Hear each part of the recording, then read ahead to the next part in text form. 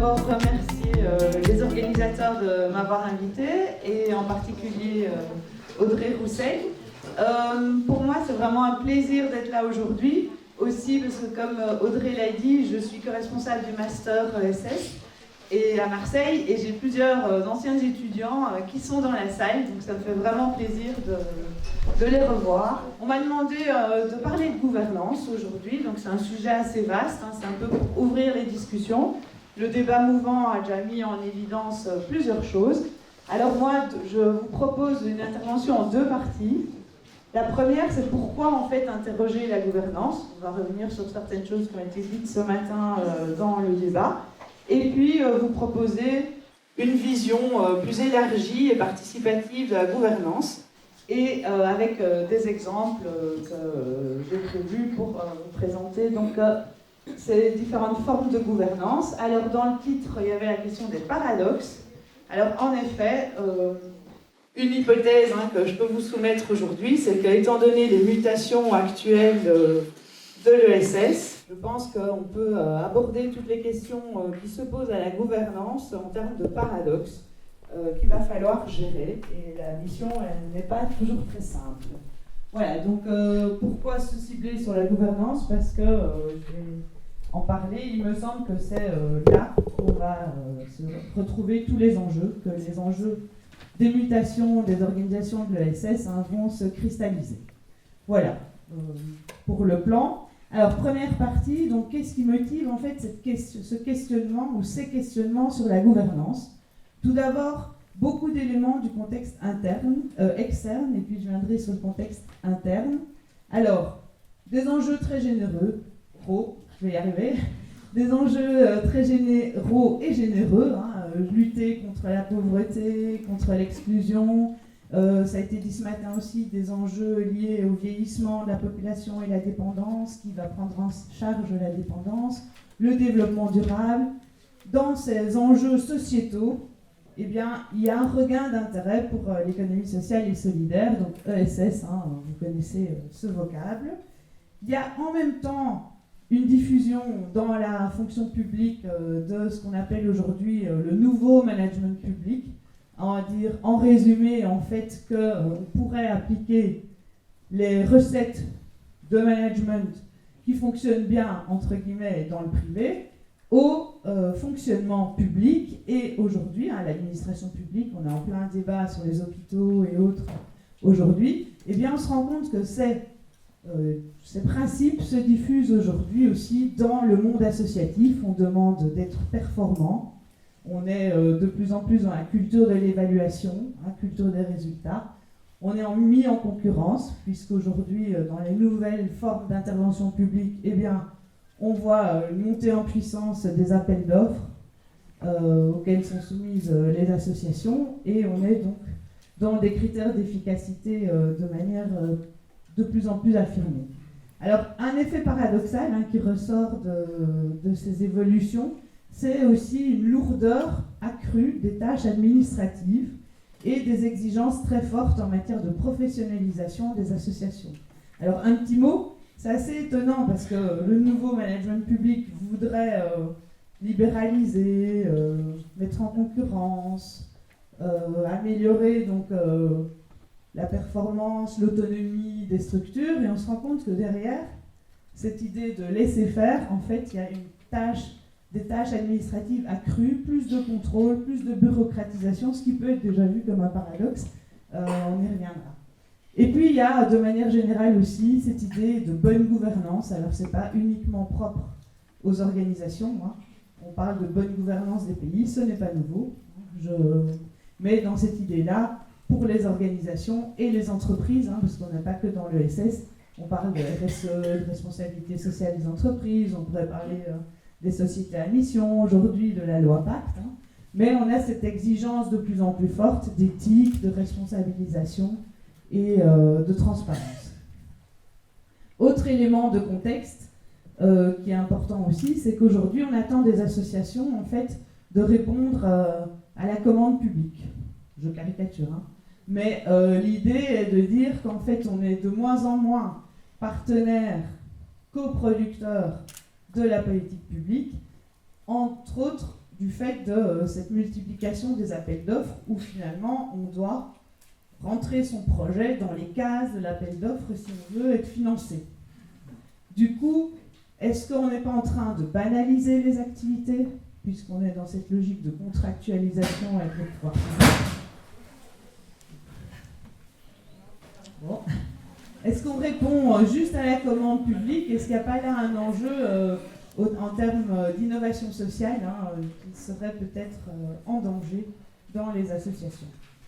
Alors, du point de vue du contexte interne, je pense que beaucoup de choses ont été dites dans le débat mouvant. Donc il y a pas mal de questions qui poussent à réfléchir à la gouvernance en interne, des conseils d'administration à renouveler et à diversifier, un enjeu de transmission du projet, un changement intergénérationnel à prévoir, des exigences croissantes en matière de professionnalisation, diversifier ses ressources, gérer des bénévoles et des salariés, ce qui n'est pas toujours simple, avoir des adhérents que dans certains cas on considère de plus en plus consuméristes. L'adhésion, on pourrait en parler longuement. Finalement, on est souvent obligé d'adhérer si on veut avoir accès à des services. Moi, j'ai des enfants, tout ce qui est sport, MJC, il fallait être adhérent, mais sans vouloir vraiment expliquer, sans que les adhérents sachent à quoi ils adhèrent, quel est le projet, etc., etc. Donc, voilà pour mon introduction. Montrer en fait qu'il y a des éléments externes et internes qui poussent en fait à réfléchir en profondeur en fait ce qu'est la gouvernance, comment la faire évoluer pour affronter, on va dire, ces mutations et ces pressions de l'environnement. Alors, gouvernance, qu'est-ce que ça veut dire? Alors j'ai mis un titre, une notion polysémique et controversée. Alors parce qu'en fait, chacun y va de sa définition, de son usage. Alors, première chose, j'ai regardé le Larousse, les étudiants ils font toujours ça. Quand on doit définir, on regarde dans le dictionnaire. Donc, manière de gérer, d'administrer. On est tous d'accord avec ça. C'est un minimum. Et donc, j'ai été voir dans les travaux sur la gouvernance d'entreprise, parce qu'en fait, ce terme nous vient au départ de l'entreprise. C'est en anglais corporate governance, où finalement, on va voir qu'on a quand même une autre vision de la gouvernance dans l'ESS. Alors, la gouvernance d'entreprise se définit comme l'ensemble des mécanismes organisationnels qui ont pour effet de délimiter les pouvoirs et d'influencer les décisions des dirigeants. Autrement dit, qui gouvernent leur conduite et définissent leur espace discrétionnaire. Alors, cette phrase-là, il y en a des milliers de définitions de la gouvernance d'entreprise. Bon, j'ai pris un auteur qui est assez reconnu dans le champ, et en fait, je l'ai prise parce qu'elle insiste bien sur l'approche disciplinaire en fait de la gouvernance. La gouvernance dans l'entreprise est là pour contrôler, pour s'assurer en fait que les dirigeants assument bien leur rôle au nom des actionnaires, si je suis sur une entreprise, une société anonyme par exemple. Et donc, on est dans une relation de contrôle, de délimiter l'espace des dirigeants. Alors, j'ai une autre définition évidemment un peu plus proche de ce qui nous intéresse aujourd'hui. Donc c'est la gouvernance associative. Alors là j'ai été prendre une définition de O'Haraud et la ville, ou très générale, mais qui à mon avis résume bien les propos, enfin l'objectif. C'est l'ensemble des mécanismes permettant la mise en cohérence de l'organisation avec le projet social qui l'anime. Donc vision beaucoup plus large, où l'objectif est la mise en cohérence. En fait, donc à la fois, on voit bien que la gouvernance est centrale, elle doit assurer la cohérence avec le projet. Alors on peut voir la gouvernance comme une boussole, en fait. C'est la gouvernance qui guide, qui garde le cap, qui oriente en fait l'organisation en lien avec le projet associatif. Mais c'est aussi, quand on parle de mise en cohérence, c'est aussi là qu'on va devoir gérer des tensions, des conflits, des paradoxes. C'est à ce niveau-là, en fait, qu'on va assurer cette mise en cohérence. Donc ça touche tous les domaines de l'organisation, même si on choisit des outils de gestion, ça va avoir tel et tel impact sur l'organisation. C'est au niveau de la gouvernance qu'il y a le rôle d'assurer la cohérence avec le projet associatif. Alors, Je voulais aussi rappeler différents éléments, différentes spécificités de l'ESS, parce qu'en fait, on a des dimensions qui, dans l'ESS, compliquent ou complexifient en fait la gouvernance. Première chose, on a une finalité sociale, au sens large, de service aux membres ou à la collectivité. Eh bien, vous êtes tous d'accord ici dans la salle pour dire que ça se traduit par des objectifs multiples. Si je simplifie l'entreprise classique, elle est là pour maximiser ses profits, on dit en économie, mais aussi pour s'assurer que les actionnaires aient un rendement suffisant à leur capital. Ici, si je vous demande à chacun la finalité sociale des associations, on va être avec des objectifs multiples qui vont rendre la gouvernance compliquée, je dirais, parce que du coup, comment ça se traduit concrètement dans le fonctionnement, dans l'évaluation des performances, ce n'est pas simple. On a un élément qui, en revanche, simplifie peut-être, en théorie du moins, la gouvernance, c'est qu'on s'attend à ce que ceux qui participent au projet adhèrent au projet. Donc, on a moins différents intérêts à gérer, conflictuels, et qu'en fait, tout le monde s'engage dans le même bateau, avec le même cap. C'est évidemment pas si simple, mais enfin, on suppose qu'il y a une adhésion plus grande aux objectifs de l'organisation que dans une entreprise classique. On a un processus démocratique, et on va en reparler parce qu'en fait, si je prends le statut associatif, on est démocratique parce qu'on a un système de vote où c'est une personne, une voix dans le conseil d'administration et à l'AG. Mais au-delà, on peut se poser la question de est-ce que la démocratie s'arrête au statut, à ce mécanisme de vote. Et donc ça me permet de dire qu'on est aussi face à une diversité de parties prenantes plus grande dans l'organisation, des bénévoles, des salariés, des usagers, notamment.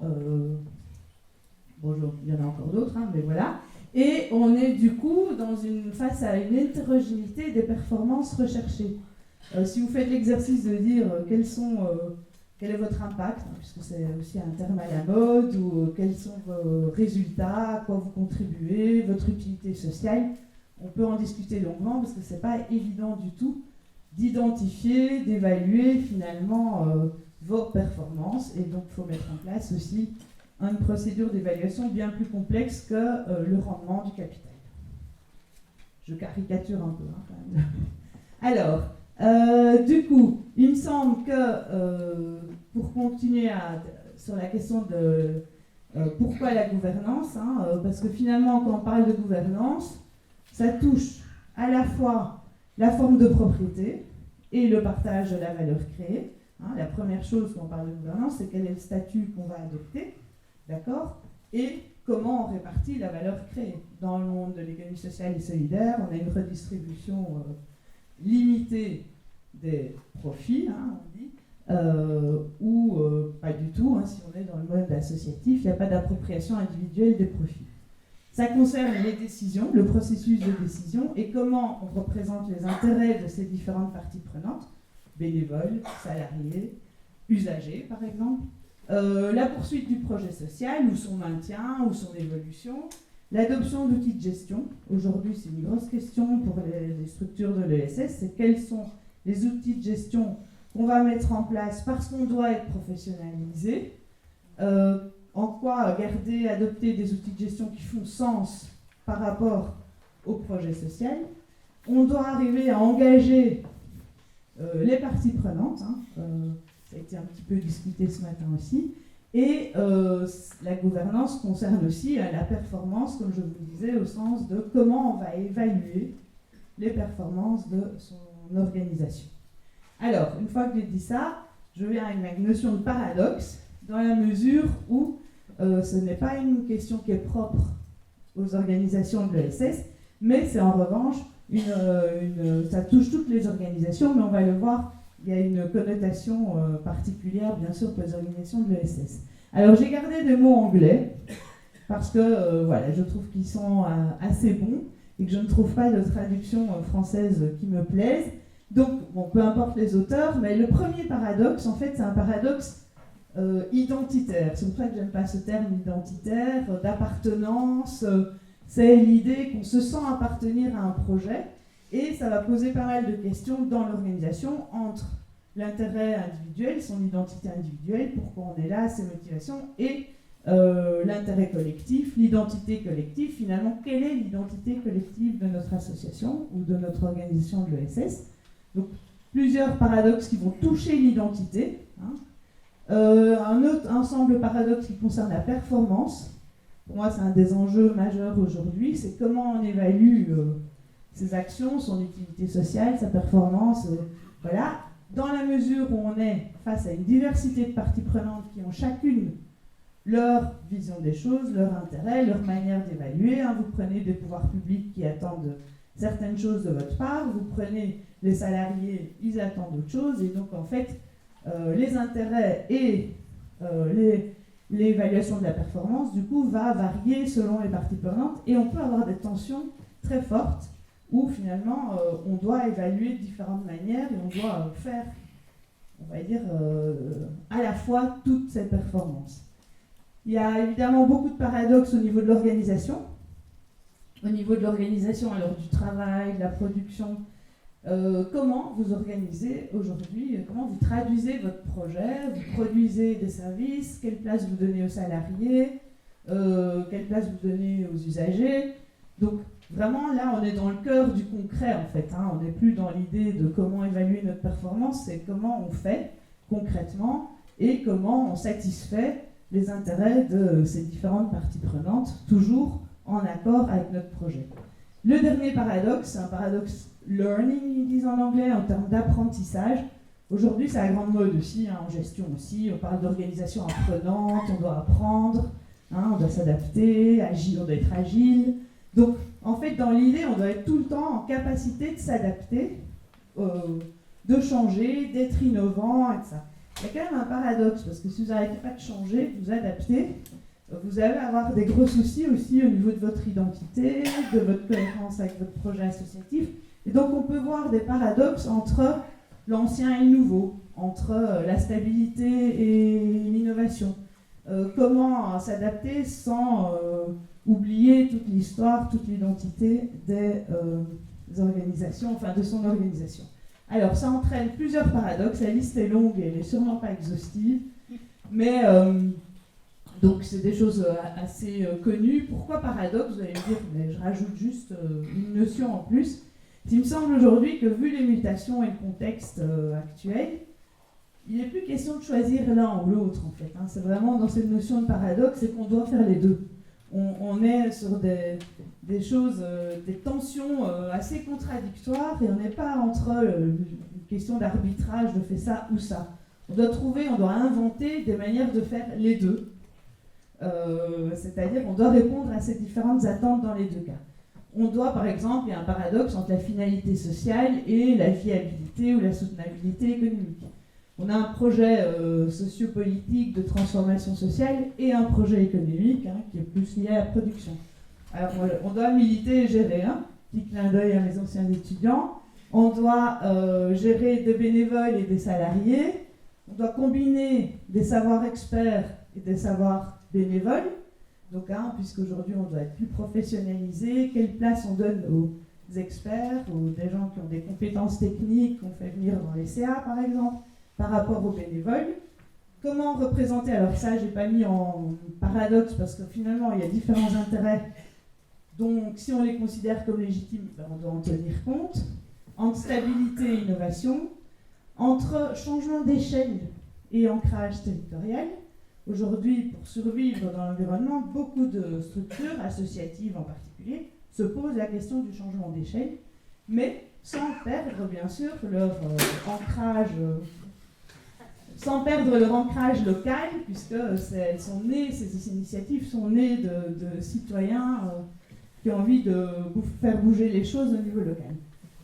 Si on change d'échelle, comment on continue à faire participer, comment on reste démocratique, comment on coopère alors qu'on est en concurrence, aujourd'hui on parle de coopétition entre les acteurs, etc.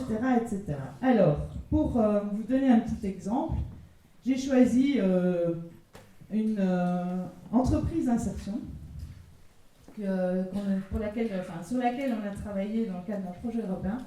Sans doute certains d'entre vous la connaissent quand même. C'est la VARAP.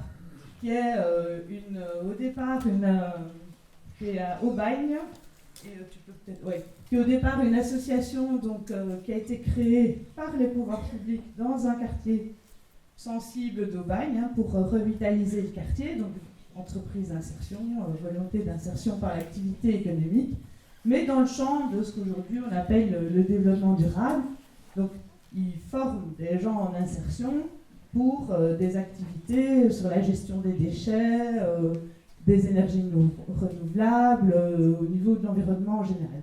Et ils cherchent toujours à trouver en fait des métiers, à former à des métiers innovants pour s'assurer en fait de l'insertion des personnes qui sont entrées dans l'entreprise. Alors, donc c'est une structure, une association qui était fortement ancrée sur un territoire local et fortement en relation avec les pouvoirs publics. Aujourd'hui, on a plus de 4000 salariés. On est présent dans 4 régions, un énorme chiffre d'affaires et très peu de subventions publiques dans le budget. Alors, pourquoi ? Parce qu'en fait, la VARAP, dans ce secteur d'activité en fait, qui est l'environnement au sens large, la gestion des déchets, a des énormes concurrents.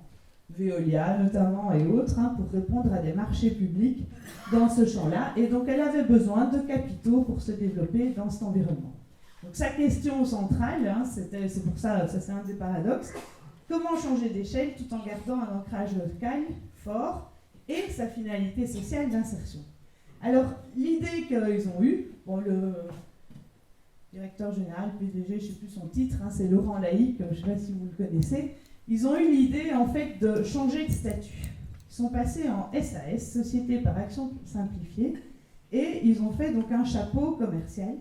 Et pourquoi je vous en parle aujourd'hui ? Parce que c'est pour vous montrer une solution qui est très contextualisée, mais en disant on a besoin de capitaux, donc on doit attirer des capitaux, mais on veut garder notre finalité sociale. Et donc, dans leur statut, ils ont décidé que l'association historique qui s'appelle la VARAP Développement est entrée dans le capital de la SAS et garde une minorité de blocage, en fait, pour être le garant du projet associatif de départ.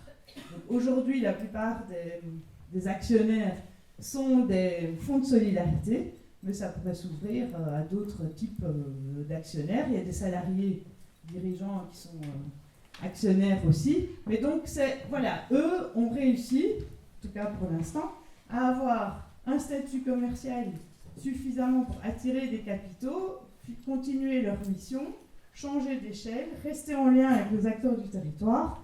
Mais voilà, la petite astuce, c'est donner une place prépondérante dans le conseil d'administration de l'association fondatrice, qui a donc un droit de veto sur la plupart des décisions. Et ils font signer chaque actionnaire qui entre une charte où les valeurs du groupe sont vraiment bien précises. Voilà. Alors, ça c'était pour illustrer un des paradoxes importants. Donc, dans la deuxième partie, je voulais juste insister en fait sur le fait qu'on devrait, je propose qu'on ait une vision plus élargie de la gouvernance que ce qu'on a en tête d'abord, c'est-à-dire au départ, on parle des statuts. Et on s'intéresse beaucoup au conseil d'administration, d'ailleurs, et en relation avec les salariés, c'est ce qui a beaucoup été discuté ce matin aussi. Alors, en économie aussi, en fait, ceux qui ont travaillé sur la gouvernance des organisations ont travaillé sur le rôle du CA. Alors, je vais quand même prendre quelques minutes sans vous faire chaque fois le lien à la théorie. Mais ce qui est intéressant, c'est qu'en fait, le CA a vraiment un rôle complexe, multidimensionnel, et il lui faut plusieurs casquettes, et on doit savoir tout faire. Donc la première chose, c'est quand même assurer la conformité aux objectifs, c'est-à-dire conformité au projet social, cette fameuse cohérence au projet social, et contrôler si nécessaire, on est bien d'accord, le bon fonctionnement de l'organisation. Mais le CA doit être aussi considéré comme un partenaire de l'équipe dirigeante. Donc pas que dans le contrôle, mais aussi dans le soutien, le support, apporter ce qu'il faut aux dirigeants pour que l'organisation tourne. C'est au CA de prendre en compte les intérêts des différentes parties prenantes. avec les tensions que ça peut poser entre intérêts des salariés, usagers, notamment, hein, par exemple, pouvoir public. C'est le CA qui est garant de la démocratie interne. C'est le garant qui est censé avoir un rôle stratégique de mobilisation des ressources. C'est-à-dire qu'aujourd'hui, l'organisation doit se développer, l'organisation doit répondre à des marchés publics, à des appels d'offres. Donc, comment faire pour mobiliser des ressources stratégiques pour l'organisation et être le moins, ce qu'on dit en théorie, moins dépendant de son environnement. Comment avoir en interne les compétences suffisantes pour pouvoir se développer, survivre dans l'environnement actuel. Donc, par exemple, est-ce qu'on va prendre dans le conseil d'administration des gens qui ont un réseau incroyable, qui vont pouvoir vous aider à accéder à certains financements plus facilement? Est-ce qu'on va prendre les fameux experts dans l'organisation? Parce que si on est par exemple dans le médico-social, il y a des côtés très techniques, très importants. Il faut peut-être des gens qui s'y connaissent. Est-ce que je prends quelqu'un qui est vraiment calé en droit du travail? Parce qu'aujourd'hui, il y a beaucoup de questions, on parlait tout à l'heure là, sur le prud'homme. C'est vrai que c'est évidemment quelqu'un qui, dans le conseil d'administration, si on n'a pas les compétences en droit du travail, ça peut être compliqué. Donc voilà, c'est un rôle stratégique, en fait, de mobilisation des ressources suffisantes nécessaires au développement de l'organisation. Et puis, il y a un troisième rôle. Alors, jusqu'à présent, c'était des rôles positifs. Le dernier rôle, pas troisième, un rôle de tampon, de chambre d'enregistrement. Et si je le dis positivement, en fait, c'est un rôle de validation. Et là, on a quand même beaucoup de structures aujourd'hui, ça a été dit tout à l'heure, on a des CA fantômes, des CA bienveillants, pour le dire positivement, en fait, qui sont là pour soutenir le projet, mais qui ne s'y intéressent pas vraiment au sens technique, je veux dire gestionnaire, au quotidien, de prise de décision. Et du coup, il est là pour soutenir de manière comme une chambre d'enregistrement, pour le dire négativement. Donc voilà, est-ce que ce rôle-là suffit? Si vous regardez l'ensemble des rôles identifiés sur un conseil d'administration, la tâche est beaucoup plus grande.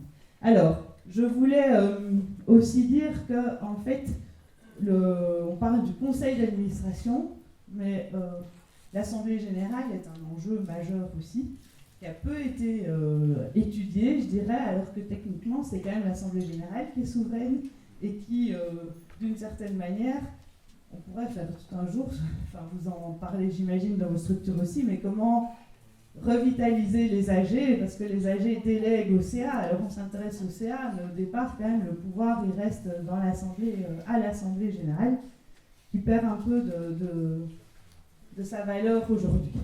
Alors, donc, ça, c'est plutôt sur le rôle du CA, et il me semble que la notion de gouvernance dépasse en fait cette approche statutaire. Alors certes, ces statuts sont indispensables, et je pense qu'il faut vraiment qu'on soit très clair, je donne mon avis, qu'on soit très clair sur les statuts de l'ESS, parce qu'aujourd'hui, la loi ouvre l'ESS à des entreprises commerciales ayant une finalité, une utilité sociale et des principes de gestion proches de l'ESS. Mais voilà, on est à l'entreprise à mission, la société à mission, donc je pense qu'aujourd'hui, on ne doit vraiment pas nier que les statuts de l'ESS sont garants d'une certaine finalité sociale, d'une démocratie importante. Mais, une fois que j'ai dit ça, on doit se rendre compte aussi que les statuts sont insuffisants. Au sens où il faut d'abord les faire vivre, ça peut être des coquilles vides, on a parlé des CA fantômes. Et donc nous, on avait, avec mes collègues, notamment avec Nadine Richer-Battisti, on voulait insister sur le fait qu'il y a aussi énormément de pratiques, de dispositifs, qui sont alors non statutaires ou informels, je ne vois pas très bien, je ne sais pas encore quel serait le bon terme pour les décrire, mais qui sont absolument nécessaires au quotidien pour faire vivre en fait ces statuts démocratiques.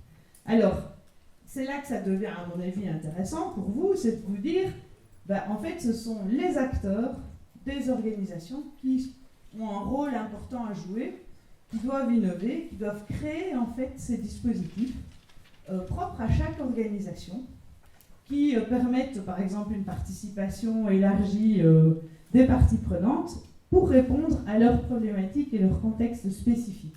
Donc ça ne s'arrête pas au statut et ça ne s'arrête pas au CA et son lien avec le directeur de l'organisation.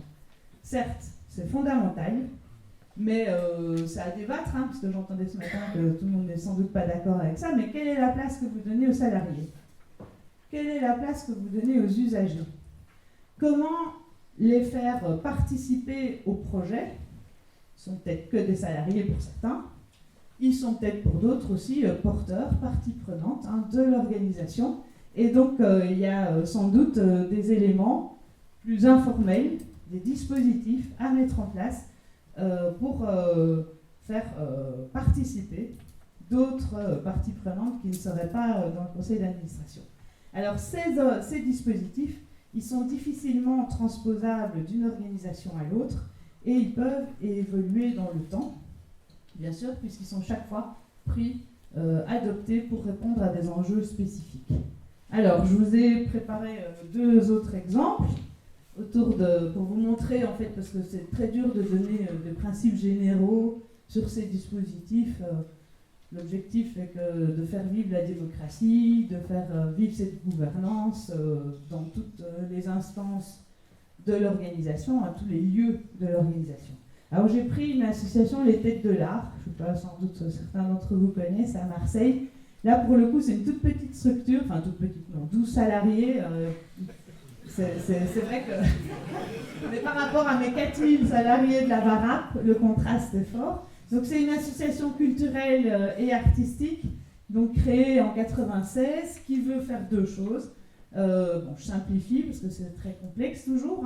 Développer des projets participatifs. Donc vraiment leur point de vue, c'est que l'art participatif, en fait, faire participer les habitants, mettre l'art dans la cité, est vecteur d'émancipation, de transformation sociale. Donc ils travaillent dans les quartiers avec des habitants qui n'ont pas l'habitude de s'investir et à partir donc d'une création artistique et faire un lien plus fort entre les artistes et les habitants. La photo d'avant, c'était juste pour montrer.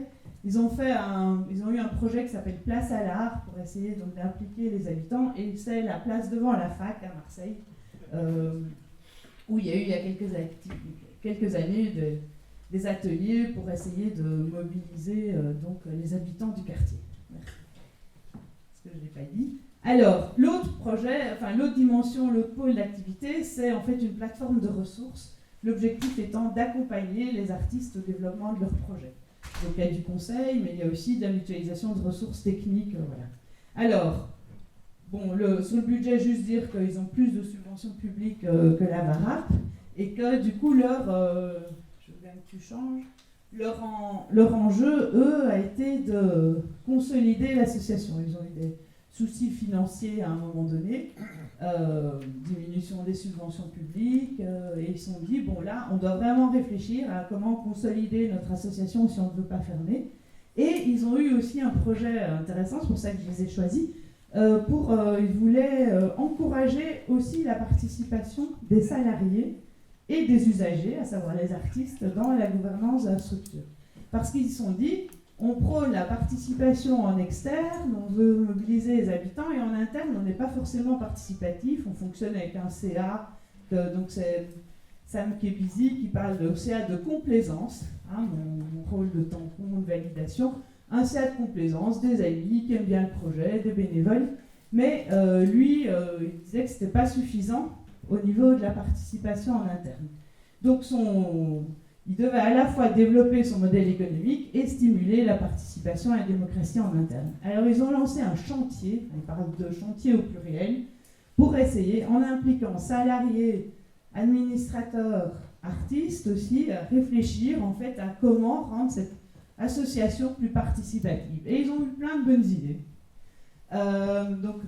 La première chose, ils ont changé le CA. La composition du CA, ils sont passés d'un CA de complaisance à un CA de compétence, et ils ont mis un critère aussi de proximité géographique. Alors, je ne sais plus si c'est 1 tiers ou 2 tiers des administrateurs qui doivent être du quartier. à Marseille. Voilà, c'est déjà un grand changement, mais le CA a accepté cette transformation. Et ils ont fait un duo entre administrateurs et salariés. Donc chaque salarié peut choisir un membre du conseil d'administration qui sera un peu son interlocuteur, je veux dire son partenaire pour discuter et améliorer du coup le lien entre le CA et l'équipe salariée. Donc c'est très informel, c'est-à-dire qu'ils ne sont pas obligés de se voir tous les mois, il n'y a pas de compte rendu. C'est vraiment l'idée de dire j'ai un lien privilégié avec un administrateur, et pareil pour l'administrateur, je peux voir directement avec un salarié quand j'ai besoin d'informations pour être plus proche du projet. Ils ont aussi formalisé toutes leurs méthodes participatives. Donc ça, c'est dans le cadre de séminaires, de groupes de travail sur les différents chantiers de l'organisation. Et ils ont fait, c'est disponible sur Internet, leurs étapes, principes de leur méthode participative. Donc, je vais aller très vite là-dessus. Transparence de l'information, partage des ressources, co-construction de projets collectifs, implication des salariés et des artistes dans la décision, développement des compétences. Alors, ce n'est pas simple. Par exemple, ils ont créé un comité d'artistes. Mobiliser les artistes, c'est pas facile, franchement. Et donc, voilà, mais eux, ils ont au moins créé la structure et essayent de voir comment les artistes qui participent, qui utilisent les ressources de la plateforme, peuvent s'investir plus longuement. Alors, dernier exemple, Scopti, ça vous connaissez peut-être aussi. Donc, on les a étudiés dans le cadre d'un projet, avec Julien Maisonnas qui est dans la salle.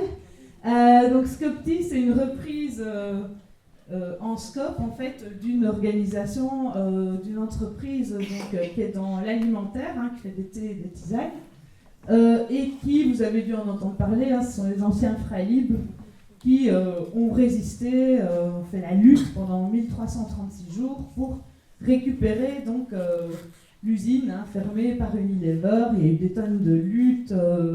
Bon bref, je passe le détail pour arriver en août 2014 à la création d'une SCOP.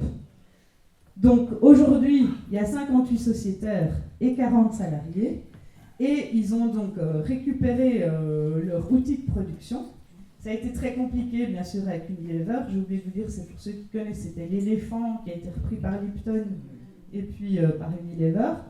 Et donc, ils ont eu l'outil de production, mais pas d'accès dans la grande distribution. Donc, ils ont dû se battre pour essayer d'arriver quand même à vendre leurs produits.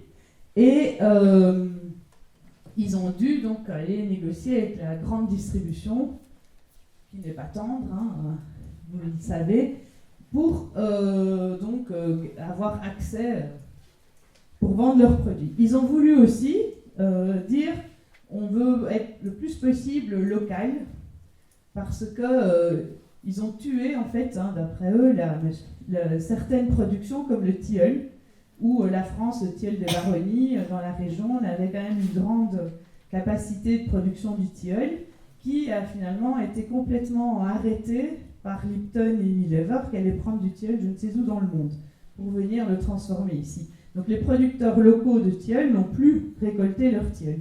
Donc ils ont été relancés des filières locales, notamment avec le tilleul, mais ils prennent toutes les plantes aromatiques de la région, on est dans une bonne région pour ça, verveine, menthe et autres. Donc ils essayent aussi de recréer des filières locales, si possible avec des statuts coopératifs. Ils se sont réussis du producteur au consommateur, puisque à la distribution, vous avez maintenant dans pas mal de structures coopératives des produits de Scopti. Voilà, donc le défi, en fait, c'est que c'est Olivier Leberquier qui dit ça, qui est délégué général, je crois. Il dit on a gagné en fait vis-à-vis d'Unilever, maintenant on doit gagner en survie, parce que c'est pas simple. Ils ont une énorme usine, et une capacité de production gigantesque, des coûts énormes. Dans la grande distribution, on doit tout payer à l'avance, donc ils ont des soucis de trésorerie. Donc ils ont un réel défi de pérenniser l'entreprise. Mais moi, ce qui m'intéressait ici, c'est leur côté projet politique. Parce qu'au-delà du fait que, oui, ils veulent montrer qu'une SCOP peut être un bon outil aussi de production, ils s'intéressent beaucoup, évidemment, avec l'outil SCOP, à la démocratie dans l'entreprise. Et donc, pour eux, ils ont réfléchi à leur gouvernance et en disant même qu'ils sont en conflit avec la grande distribution, parce qu'eux, ils veulent montrer une gouvernance en cercle concentrique, en fait, avec comme le plus grand cercle, c'est l'assemblée des coopérateurs qui est souveraine. Et dans la grande distribution, on leur demande d'avoir un président, un conseil d'administration, vraiment une pyramide. Et donc ils ont été en conflit rien qu'entre eux sur leur conception de gouvernance hiérarchique ou concentrique, quoi. Et donc au quotidien, ils ont énormément de soucis parce que c'est un collectif qui a vécu d'abord chez Unilever.